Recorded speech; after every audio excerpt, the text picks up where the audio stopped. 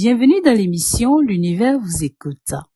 Un test ADN qui tourne mal.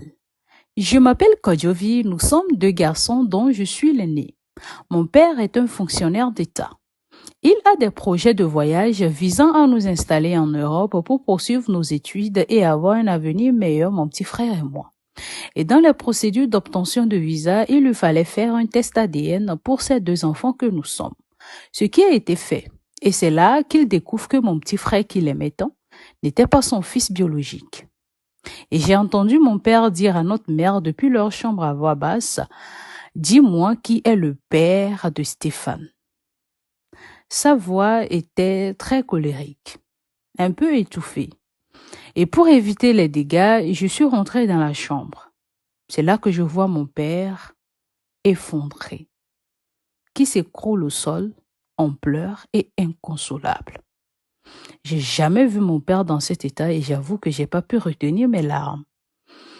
Et là, ma mère m'a demandé de sortir de la chambre. Mon petit frère était toujours à l'école et bien évidemment qu'il ne se doute de rien. Derrière la porte, j'entendais ma mère supplier papa de lui pardonner. Mais depuis ce jour-là, papa ne mange plus à la maison. Il a complètement changé. Même le reste de l'écolage, il a dit qu'il ne va plus payer. Il ne nous donne plus d'argent de poche, plus de petits cadeaux. Rien. Et il a même juré qu'il ferait plus partie de nos vies.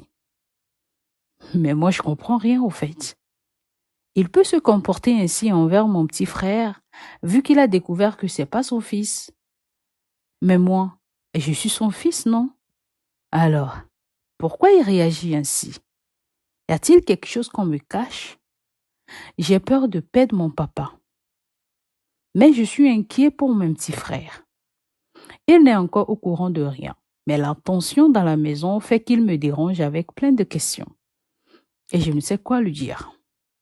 Il y a de cela quelques jours, j'ai surpris ma mère en train de parler au téléphone à voix basse à quelqu'un.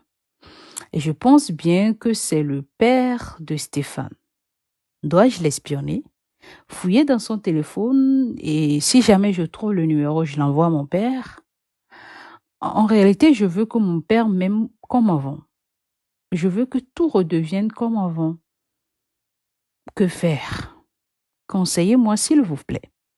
L'univers vous écoute. Histoire n'arrive par qu'une Qatari.